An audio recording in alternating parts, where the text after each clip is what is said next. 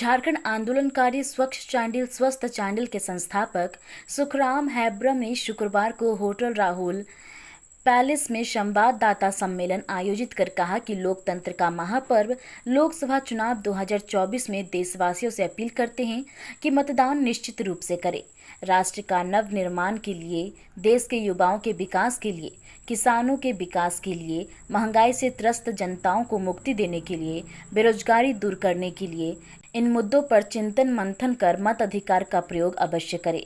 अपना भविष्य कैसे सुधरेगा, आने वाली पीढ़ी कैसे सुरक्षित रहेगी, इस विषय पर भी सोचे।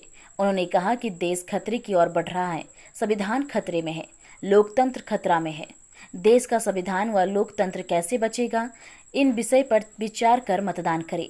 विगत 10 साल के दरमियान इस देश में तानाशाही शासन देखा गया है।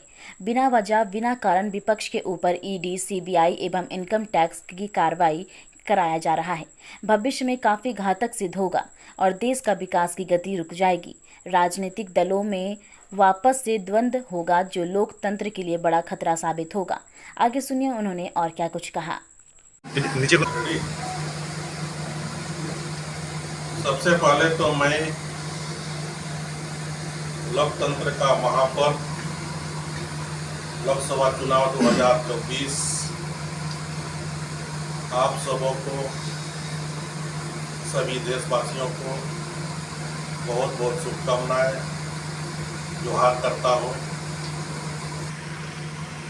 कि अपना मताधिकार का प्रयोग निश्चित रूप से आप लोग करिए। अपना मतदान सबसे पहले उसके बाद जलपान करिए। आज देश का चुनाव है, निश्चित रूप से हम सभी सोच समझ करके अपना मताधिकार का प्रयोग करेंगे।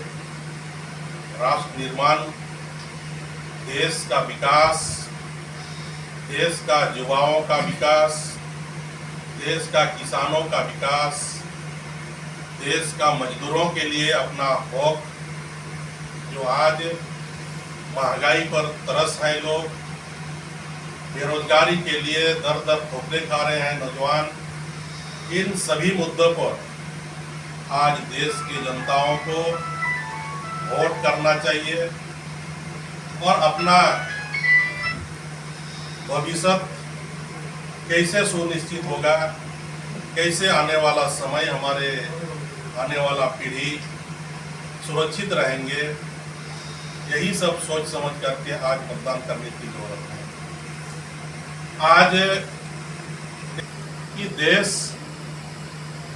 खतरे की ओर आगे बढ़ रहा है, संविधान खतरे में है, लोकतंत्र खतरा में है।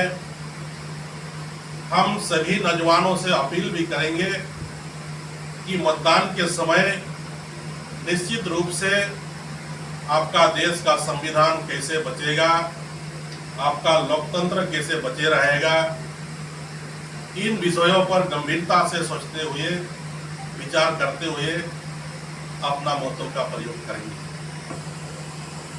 इस देश में एक तानाशाही शासन हम लोगों ने देखा। बिना कारण, बिना वजह विपक्ष के साथ जिस तरह का व्यवहार हुआ है, जिस तरह का हम लोगों के ऊपर ईडी, इनकम टैक्स, सीबीआई के द्वारा जिस तरह परेशान करने का काम हुआ है, निश्चित रूप से यह लोकतंत्र में बहुत बड़ा घातक। आज इस तरह नहीं होना चाहिए। अगर यह सिलसिला इस देश में रहा तो निश्चित रूप से विकास की गाड़ी रुक जाएगी और आपस में हमेशा के लिए राजनीतिक दल दो दो हाथ करने लग जाएंगे। इसीलिए हम सभी देशवासियों से भी अपील करना चाहते हैं कि ये जो चुनाव हो रहा है, ये निश्चित रूप से ये देश को बचाने का चुनाव है, इस राष्ट्र को निर्माण करने का चुनाव है, स्वच्छ राजनीति के स्थापित करने का चुनाव है, तो अपना मत सोच समझ करके करिए। वोटिंग परसेंटेज दिखाया जाता है, उसका एक दिन के बाद फिर एक रिपोर्ट चुनाव कमीशन के द्वारा डिक्लेयर किया जाता है। तो ये बड़ा संशय का मामला है, ये बड़ा सबके दिल में बहुत बड़ा चुनाव में हेरफेर होने का एक संदेह उत्पन्न होता है। तो निश्चित रूप से आज हमारे इस देश का बहुत ऐसे विद्वान साथी हैं जिन्होंने फटाया गया है।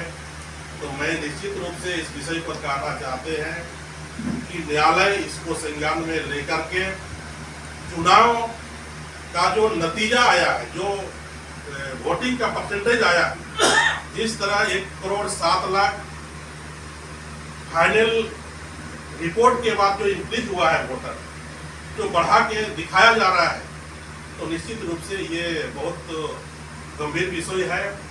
ये आज न्यायालय हमारे विद्वान साथी लोग गए हैं और हम न्यायालय को विश्वास करते हैं, तो निश्चित रूप से